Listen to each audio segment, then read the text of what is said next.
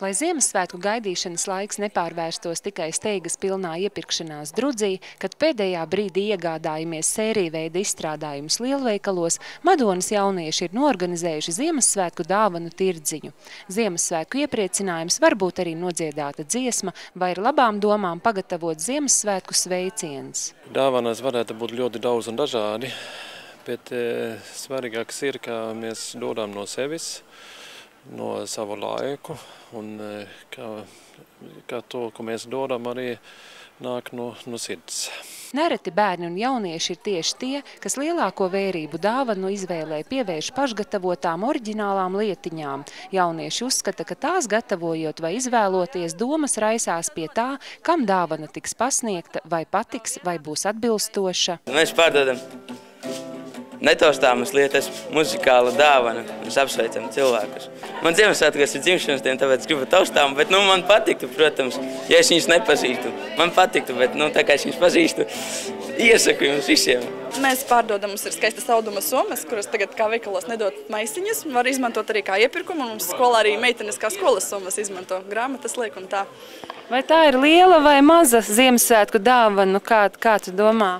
Man liekas liela, tāpēc, ka tas ir roku darbs. Un tagad jau, man liekas, ir vērtība tas, ka tas ir roku darbs, nevis kaut kas veikalā pirkts un visiem vienāds. Jūs pašas būtu par kādu dāvanu priecīgākas Ziemassvētkos par tādu lielu dāvanu nopirkt veikalā, vai kāds, kas būtu uzdāvinājis jums pašu gatavot dāvaniņu? Es domāju, ka noteikti galvenais tas, lai tas ir dāvināts no sirds, un tomēr roku darbs ir kas labāks nekā tas, kas ir nopirkts veikalā. Kāpēc? Tāpēc, ja tas ir taisīts no sirds, cilvēks pats ir nevis aizgājis uz veikalu, vienkārši nopircis, bet taisīs visu ar rokām.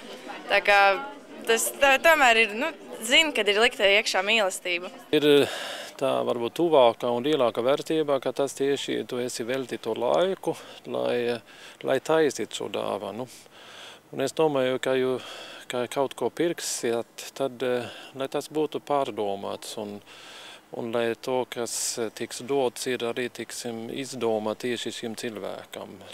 Lai ar to arī parāda, ka es tevi pazīstu. Es zinu, ka tas varētu tev patikt. Ziemassvētku tirdziņi ir īstā vieta, kur izraudzīties individuālu sveicienu, kāds nebūs nevienam citam. Vairāk, kad pats taisīs, tas tā mīļāk un uzreiz tāda lielāka tāda savstarpējā tāda cieņa vienam pret otru un tāds mīļums un tā jauki un silti. Vienmēr un tikai esmu atbalstījusi pašgatavotas dāvaniņas pirmām kārtām. Kāpēc? Tieši tādēļ, ka taisītājs ieliek tajā savas labās domas un savu enerģiju. Jo parasti tās ir lietas, ko patīk darīt, un tad jau arī ar labu prātu taisa. Noteikti, un tas arī, kā teikt, mīlīgāk un izdevīgāk arī. Arī dziesma var būt dāvana. Ziemassvētku iepriecinājumā galvenais nav apjoms, bet gan sirds siltums. Tad, kad tu pats gatavo to dāvaniņu, to savu precīti, ko izmanto dāvanām, kādas domas tad tu domā? Labas, protams, noteikti. Jo, ja pircējs nopērk, lai viņš arī būtu laimīgs par šo dāvanu. Vērtība nav tik saistīts ar naudas izteiksmēm.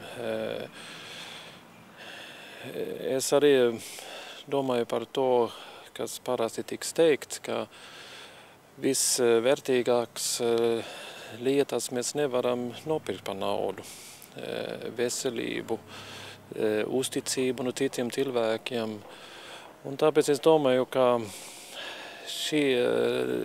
šīs dāvanas, ko mēs dodam, tas tikai izsaka kaut ko dziļāku. Tas ir tikai, kā pa starpam. Tā galvenā nav tā dāvana vai nauda, bet tā attiecība, kas tiks izpausta ar to, ka mēs viens otrā uzdāvinām šo dāvanu.